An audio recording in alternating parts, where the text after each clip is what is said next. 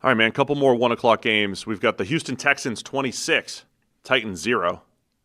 Texans with their first win of the season. Yeah. 1-3. Titans 0-4 here, 23.5% of the way through the season. This was one where, we see the injury report or the late news that comes in, who's playing, who's not.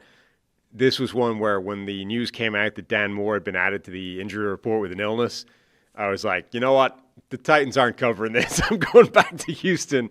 And for a while, that looked iffy. It was kind of close. And Moore played through his illness. I know. But it was like, yeah, you know what?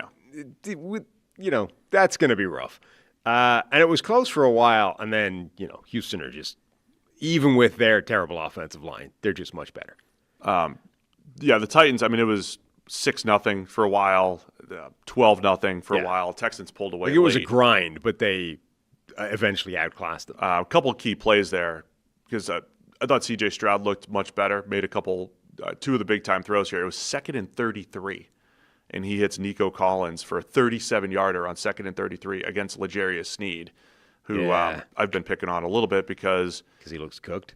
Yeah, it's weird because when he's not targeted, right? I know it's easy to just look at targets. When he's not targeted, it's not like he's getting whooped and people are missing it. It's when he's targeted, it's bad, man. It's 2nd and 33. He's in press, and Nico just runs right by him. Yeah. And it's a great throw by Stroud, but Nico Collins has 2 steps on him, and there were some rough reps. That was so easy that I'm looking for him limping. Well, during the route, I'm like, how is he that far off a guy just running past you? Well, then ironically, later in the game, the final or the second to last touchdown, I think it made it 19-0. Stroud to Jaden Higgins, who I've been calling for more Higgins. Yep. He runs right by the corner, who happened to be Amani Hooker, who's a safety, which makes a little bit more sense, right? You've got a pretty athletic 6'3" receiver, runs right by Amani Hooker. He got 2 steps on him. Stroud hit him with the touchdown. Still want to see more Higgins in this offense. That was his only target. Goes for a 24-yard touchdown. Point is, those two were just way too easy for Titans defense that I thought was keeping a minute, but a couple easy big completions there.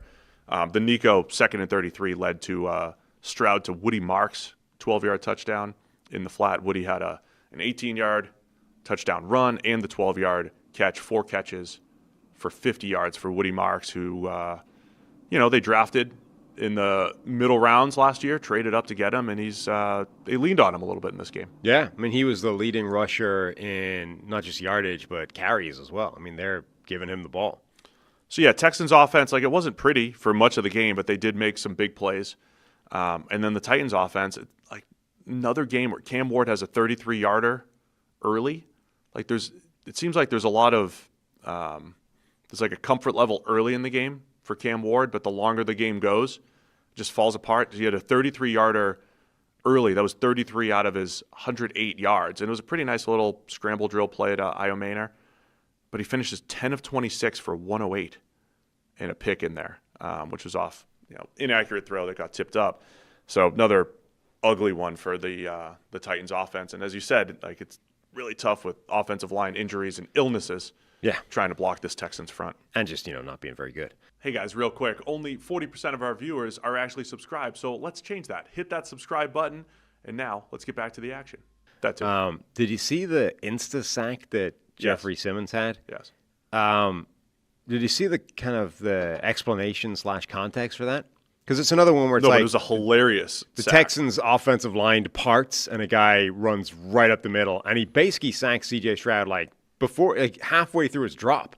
His back is turned to the play, and he's Jeffrey Simmons is jumping on his back, essentially like a backpack. And it's well, that obviously is a breakdown in blocking. That's not supposed to happen.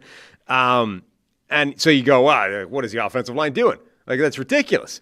But obviously, somebody has screwed up that as a called protection. That's a goof. And somebody was saying, if you watch that play, C.J. Stroud is audibling with 7 seconds left on the clock, and then the offensive line is still sort of trying to adjust with 2-3 seconds on the clock, and Stroud's come on, let's go, and then they snap the ball, and he's immediately buried by the guy. It's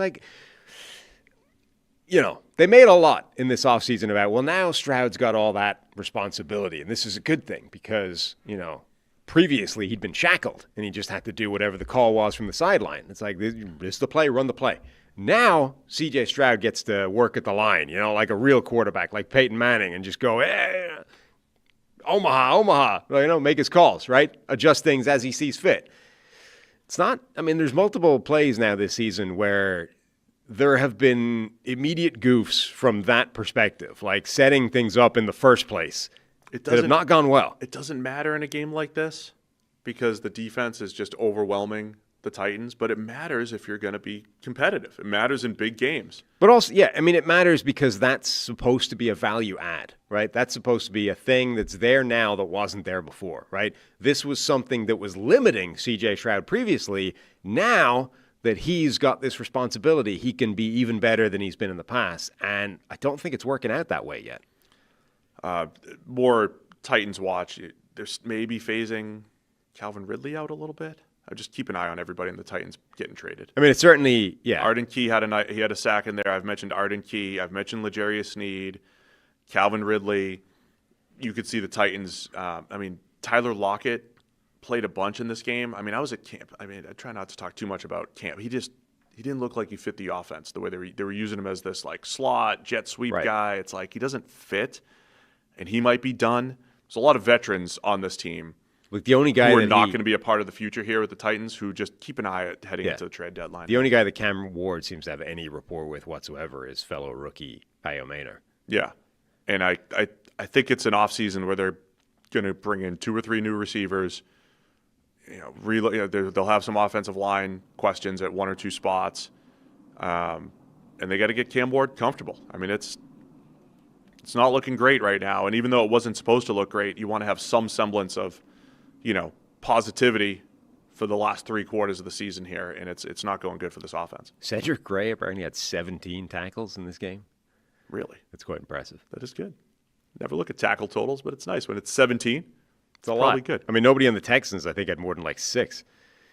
Yeah, it's because the Titans didn't complete any passes. Sure. All right, I got no more use for this game. Thanks for watching all the way to the end of the video. Check the Mic is live every Monday, Wednesday, and Thursday, so be sure to hit the subscribe button so you don't miss a thing. And the all-knowing algorithm is convinced you'll also like these videos, and who are we to argue?